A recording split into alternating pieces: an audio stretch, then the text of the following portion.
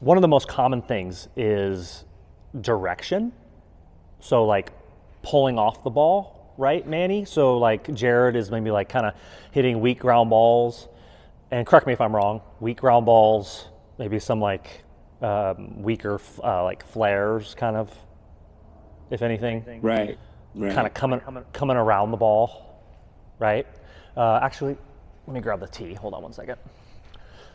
So yeah, that's correct, right? Yes, sir. Okay. He makes good, he's able to, the hand-eye coordination is there, but, staying balanced when he's swinging, it's always like an off-balance swing, and that kind of takes away from him being able to drive the ball. Right. Correct. Okay. Yeah. So one of the things is direction, and so direction means just your ability to direct your energy through, say, the center of the field, right, or even to like for a right-handed hitter, to the opposite center field. And so posture, so like our upper body, like spine angle, is going to kind of determine the path like of the bat. So if we swing and rotate really quickly, like the barrel is going to want to be perpendicular like to my spine, right? So if you see a hitter like hitting a low pitch, their angle of their shoulders and their spine are going to be like this. If a hitter is up tall, kind of like Jared is in a lot of his swings, then the only way to hit that pitch is to like throw the hands down to it, and then you get this like rollover kind of swing. So in the video of Jared, he's tall, and then he kind of steps out, and then everything he stays really vertical with his upper body, and the bat wants to find this angle, and then that's when everything works kind of like around the mountain. I think I talk about this with Jamie. Jamie, does that sound, we talk about the mountain? Yeah. Right? So it's like if there's a mountain between myself and the ball, do I want to go, this is a question for you, Jamie, do I want to go around the mountain, or do I want to go through the mountain? Through the mountain. Through the mountain, like you got a tunnel carved out. And so the posture is so important that we can be in, even in our stance, we can have a little bit of a forward bend or a hip hinge, however you want to think about it, where you kind of push your butt or hips kind of back and your chest is forward.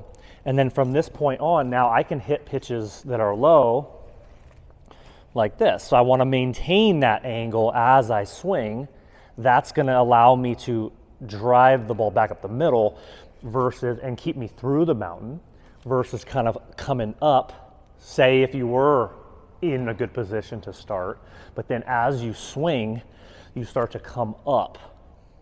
And then now everything is coming around the ball, around the mountain. The best little tips for this are that I like to use in the cage. Does that make sense, Manny, or any questions there? Yeah. So you saying he's standing a little too tall? Should we adjust his height, or just tall like the upper body. So you don't need to tall as in he doesn't need to bend or squat necessarily. And again, I'll give you more specifics when I go over his little video, but yeah, the vertical, we could just start with a little more of you could have a slight bend in the knees, and then it's kind of push the hips and the butt back. So the chest is kind of over his knees or past the knees. A big one here, cue for this, is the head down. This is where the head down, where you're basically taking a swing and you're keeping the head down on the empty tee, or on I use these Frisbees. I put them on the ground as a visual cue so that they could take their swing, and after they hit it, they can hold their finish and be able to see with both of their eyes the spot on the ground. And so, yeah, so the goal is that they can get in the posture, fire, and boom, they're right there. Now that's going to keep the swing working through. So how old is Jared again? He's 9.